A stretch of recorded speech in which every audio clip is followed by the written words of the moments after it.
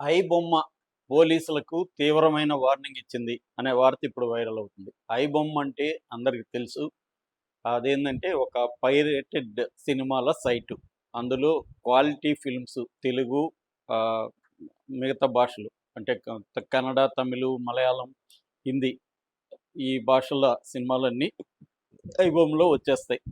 ఐబొమ్మ అనేది ఎంత పాపులర్ అంటే చిన్న మారుమూల పల్లెల్లో కూడా ఐబొమ్మలో సినిమా చూశానని చెప్తా ఉంటారు. అంతగా పాపులర్ అయింది. ఎందుకంటే స్పీడ్‌గా ఉండడం, క్వాలిటీ సినిమాలు ఉండడం, ఇమ్మీడియేట్‌గా సినిమాలు పెట్టేయడం ఇది ఐబొమ్మ ప్రత్యేకత. మామూలుగా అయితే ఈ మధ్య కాలంలో నిన్న నేను దీని మీద సెపరేట్‌గా స్టోరీ చేశాను. పైరసీ అనేది సినిమా ఇండస్ట్రీకి పెద్ద ప్రమాదంగా మారింది. దాదాపు 22,000 కోట్ల నష్టం పైరసీ వల్ల సినిమా ఇండస్ట్రీకి వచ్చిందని మొన్న సివి ఆనంద్ ఆయన ఆహ్, మొన్నటి వరకు హైదరాబాద్ కమిషనర్‌గా ఉన్నారు. ఆయన మీటింగ్‌లో చెప్పారు. ఒక్క తెలుగు ఇండస్ట్రీకి 3,700 కోట్ల నష్టం పైరసీ వల్ల వచ్చిందనేది. సో, ఈ పైరసీలో భాగంగా ఆహ్, చాలా ఐబొమ్మ మెయిన్ హెడ్ అయితే ఉన్నారో అతన్ని కూడా మేము త్వరలోనే పట్టుకుంటామని సివి ఆనంద్ అనౌన్స్ చేశారు. దానికి ప్రతిస్పందనగా ఐబొమ్మ ఒక ప్రకటన రిలీజ్ చేసినట్టుగా మీడియాలో వార్తలొచ్చాయి. ఆ ప్రకటనలో ఏముందనేది ముందుగా మనం చూస్తే, ఆ ప్రకటనలో ఏముందంటే, "మా జోలికి మీరొస్తే మేము ప్రతీకారం తీర్చుకుంటాం. మా దగ్గర 5,00,00,000 మంది వివరాలు ఉన్నాయి. వినియోగదారుల వివరాలున్నాయి. దానంతా మేము బయట పెట్టేస్తాం. 5,00,00,000 ఫోను నంబర్లు ఓపెన్‌గా పెట్టేస్తాము. అట్లాగే పోలీసుల వ్యవహారం కూడా మాకు తెలుసు. దీన్ని బయట పెడతాము" అనేది ఫస్ట్ వార్నింగ్. రెండవదేందంటే వాళ్ళు చెప్తున్నది, వాళ్ళ ఐబొమ్మ అనే ఒక పైరేటెడ్ వెబ్‌సైట్‌ని నడపడంలో వాళ్ళ వైపు నుంచి డిఫెండ్ చేసుకునే ఒక ఇదుంది. ఎందుకంటే వాళ్ళు చెప్తున్నదేమంటే, హీరోలు అసలు ఇంత రెమ్యునరేషన్ ఎందుకు తీసుకోవాలి? హీరోలు ఎక్కువ రెమ్యునరేషన్ తీసుకోవడం వల్ల ఏమవుతుందంటే బడ్జెట్ పెరుగుతుంది. ఈ బడ్జెట్‌ని రాబట్టుకోవడం కోసం టికెట్ రేట్లు అబ్నార్మల్‌గా పెంచేస్తున్నారు. అందువల్ల మాలాంటోళ్ళు వాళ్ళకి ఉపయోగపడుతున్నాం. టికెట్ రేట్లు ఎక్కువ పెట్టి థియేటర్‌లో చూడలేని వాళ్ళకి మేము ఉపయోగపడుతున్నాము. అంటే ఆహ్, సిగరెట్ స్మోకింగ్ బదులుగా ఈ సిగరెట్ ఎలాగైతే వచ్చిందో, అలాగా ఈ రేట్లు ఎక్కువ ఉండడం వల్ల మేము ఒక ఈ సిగరెట్ లాగా పనికొస్తున్నాం అనేది ఫస్ట్ లాజిక్. రెండో లాజిక్ ఏందంటే కార్మికులకు మీరు సినిమా ఇండస్ట్రీకి దెబ్బ తగలడం వల్ల కార్మికులు పొట్టగొడుతున్నారని మమ్మల్ని అంటారు. అలా ఏమి మీరు అనకండి. వీళ్ళిచ్చే ఆహ్, తక్కువ జీతాలు వేరే ఏ పని చేసుకున్నా కూలికి పోయినా కూడా అంతకంటే ఎక్కువే సంపాదిస్తారు. కాబట్టి మీరు ఆ లాజిక్ తీసుకురావద్దండి అనేదన్నారు. అలాగే విదేశాల్లో కావాలనే ఎళ్లి షూటింగులు చేసి వీళ్ళు విదేశాలకి డబ్బులు పారబోస్తున్నారు. అదేదో మన దేశంలోనే చేయొచ్చు గదా! అనేది ఇంకొక లాజిక్. ఓవరాల్‌గా వాళ్ళ లాజిక్‌లేందంటే సినిమా టికెట్ రేట్లు ఎక్కువున్నాయి గాబట్టి అందుబాటులో లేవు. మిడిల్ క్లాస్‌కి గాని, పూర్‌కి గాని అందుబాటులో లేవు కాబట్టి మేమున్నాము అనేది వాళ్ళ లాజిక్. తర్వాత మమ్మల్ని మీరేమి చేయలేరు. చావుకు భయపడని వాడు ఇంక చావుకి సిద్ధమైన వాడు దేనికి భయపడ్డు అనేది ఒక వార్నింగ్ అనిపిస్తుంది. అంటే వాళ్ళు చేసేది నిజానికి ఇల్లీగల్ పని. కానీ మోరల్‌గా వాళ్ళని వాళ్ళు ఒక హీరాయిక్‌గా ప్రొజెక్ట్ చేసుకున్నట్టుగా మనకు అర్థమవుతుంది. మేము ప్రజలకు మంచి చేస్తున్నాం. మీరు మమ్మల్ని ఏమి చేయలేరు. మేము అన్నిటికి తెగించే ఈ పని చేస్తున్నాం అన్న ఒక యాంగిల్‌లో వాళ్ళు మాట్లాడుతున్నట్టు కనపడింది. కాకపోతే ఏందంటే ఈ ప్రకటన ఇప్పుడొచ్చింది కాదు. 2 నెలలకు ముందు వచ్చిన ప్రకటన. దాన్ని ఇప్పుడు ఆహ్, వైరల్ చేస్తున్నారు అనేది కూడా వినిపిస్తుంది. ఆల్రెడీ సివి ఆనంద్ ఏందంటే చాలామంది ఒక 20 మంది వరకు ఈ పైరసీకి పాల్పడుతున్నోళ్ళని అరెస్టులు చేశారు. అందులో ఐబొమ్మకు సంబంధించి కూడా నలుగురిని మేము పట్టుకున్నాం. హెడ్‌ని కూడా పట్టుకుంటామని చెబుతున్నారు. మేబీ ఆ హెడ్ విదేశాల్లో ఉన్నట్టుగా మనకు అర్థమవుతుంది. మాట్లాడే పద్ధతి అదంతా. ప్రస్తుతానికైతే ఐబొమ్మని బ్లాక్ చేయగలిగారు పోలీసులు. కాకపోతే ఏందంటే, ఈ మొత్తం అసలు పైరసీని ఎలా అర్థం చేసుకోవాలి? ఐబొమ్మ చెప్పిన పాయింట్‌లో వ్యాలిడ్ పాయింట్లు ఏమన్నా ఉన్నాయంటే, ఖచ్చితంగా ఐబొమ్మ చెప్పిన దాంట్లో వ్యాలిడ్ పాయింట్స్ ఉన్నాయి. అదేందంటే ఆహ్, హీరో రెమ్యునరేషన్‌లు ఎక్కువ. ఇప్పుడు ఫర్ ఎగ్జాంపుల్ లేటెస్ట్‌గా వచ్చిన 'దే కాల్ హిమ్ ఓజీ' సినిమాకి పవన్ కళ్యాణ్‌కి 100,00,00,000 మొత్తం బడ్జెట్ 250,00,00,000. ఇక 'సుజిత్' మిగతా ఆర్టిస్టులు అంతా వీళ్ళకే మేజర్ రెమ్యునరేషన్‌లు ఎళ్ళిపోతాయి. కార్మికులకి తక్కువే ఉంటది. ప్రొడక్షన్ మీద ఖర్చు తక్కువే ఉంటది. ఆహ్, హీరోలకి, టెక్నీషియన్‌లకి, మిగతా ఆర్టిస్టులకి మేజర్ రెమ్యునరేషన్ వెళ్ళిపోతుంది. దానివల్ల ఏమవుతుందంటే బడ్జెట్ పెరిగిపోతుంది. బడ్జెట్ పెరిగిపోవడం వల్ల గవర్నమెంట్‌లని వీళ్ళు పట్టుకొని గవర్నమెంట్‌ల సహకారంతో రేట్లు పెట్టుకోవడం. ప్రీమియర్‌లకి రూ. 1000 పెట్టారు. ఇక్కడ 800 పెట్టారు. దాని తర్వాత మల్టీప్లెక్స్‌లకి 150 పెట్టారు. 450 ట్యాక్స్‌లన్నీ కలుపుకుంటే ఇంకా ఎక్కువవుతుంది.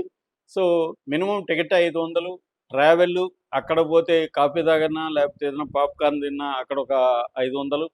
సో, ఇలాగా ఒక మనిషికే 1000, 500, 2000 అయిపోతుంది. ఒక ఫ్యామిలీ పోవాలంటే 5, 6 వేలు అయిపోతుంది. మల్టీప్లెక్స్‌లకెళ్ళి చూసి రావాలంటే. సో, ఇది బర్డెన్ అయిపోతుంది. కాకపోతే వీళ్ళ లాజిక్ ఏందంటే, వేరేవి కొనాలనుకుంటే ఇవన్నీ బార్గెయిన్ చేస్తారా? మీకు నచ్చితే కొంటారు, లేదా లేదు. మీరు సినిమా చూడాలనుకుంటే చూడండి, లేదంటే ఆపేసుకోండి. మిమ్మల్ని బలవంతం చేయలేదు కదా! అనేది వీళ్ళంటారు. కానీ ఒక హైప్ క్రియేట్ చేసి ఫస్ట్ చూడకపోతే మిస్ అవుతున్నామని ఫోమో అంటారు. ఫియర్ ఆఫ్ మిస్సింగ్ అవుట్ అంటారు. ఆ ఫియర్ ఆఫ్ మిస్సింగ్ అవుట్‌ని ఒకటి క్రియేట్ చేసి మేజర్‌గా అభిమానుల దగ్గర నుంచే డబ్బులు లాగేసే కార్యక్రమం హీరోలు చేస్తున్నారు. ఇదైతే డిస్కస్ చేసుకోవాల్సిందే. ప్రొడ్యూసర్లు కూడా ఇప్పుడు దీంట్లో డైలమాలో పడ్డారు. ఎందుకంటే ఇంతకుముందు ఓటీటీకి డబ్బులు బాగొచ్చేవి. ఆ ఓటీటీ డబ్బుల్ని హీరో రెమ్యునరేషన్‌లకి ఇస్తే సరిపోయేది వాళ్ళకి. ఇవాళ అది లేదు. కాబట్టి ఈ సమస్య అనేది ఆటోమేటిక్‌గా మార్కెట్టే డిసైడ్ చేస్తుంది కాబట్టి అది ప్రాబ్లమ్ లేకుండా పోతుంది. అయితే పైరసీ లాజిక్కు, వాళ్ళు చెప్పే లాజిక్కు సిగరెట్టు, ఈ సిగరెట్ అనే లాజిక్ అనేది ప్రపంచవ్యాప్తంగా ఈ టొరెంట్ సైట్లు, నేను టొరెంట్ సైట్లనేవి నాకు పర్సనల్‌గా ఒక 20 ఇయర్స్ నుంచి తెలుసు. టొరెంట్ సైట్లు అనేదేందంటే ఇది ఒక రకమైన కమ్యూనిటీ లాంటిది. యూజర్స్ కమ్యూనిటీ లాంటిది. దీన్ని ఒకరెవరో ఆర్గనైజ్ చేస్తారు.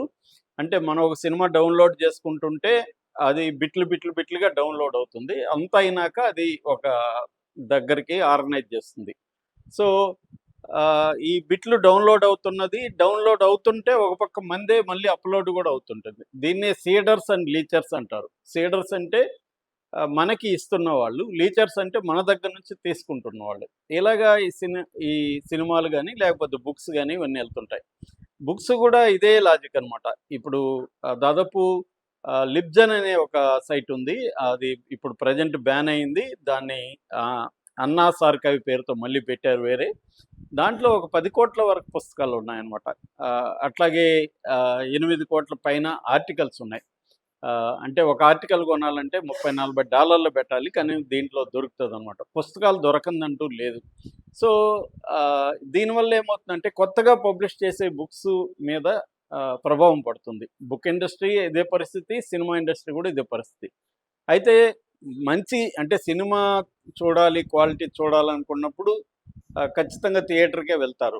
ఇది చూడరు. కానీ ఇప్పుడేమవుతుందంటే హెచ్‌డీ ప్రింట్‌లు కూడా పెడుతున్నారు. నిన్న ఆనంద్ 2 రకాలుగా పైరసీ జరుగుతుందని చెప్పాడు. ఒకటేమో థియేటర్‌లోకెళ్ళి జోబీలో గానీ, లేకపోతే పాప్‌కార్న్ తింటున్నట్టు పాప్‌కార్న్‌లో గానీ కెమెరా సెల్ ఫోన్ పెట్టేసుకొని, దాంట్లో పైరేట్ ఎవరైతే ఆర్గనైజ్ చేస్తున్నారో వాళ్ళు ఇది ఇంటర్నేషనల్ మాఫియా అనమాట. వాళ్ళు వీళ్ళకి ఒక యాప్ ఇస్తారు.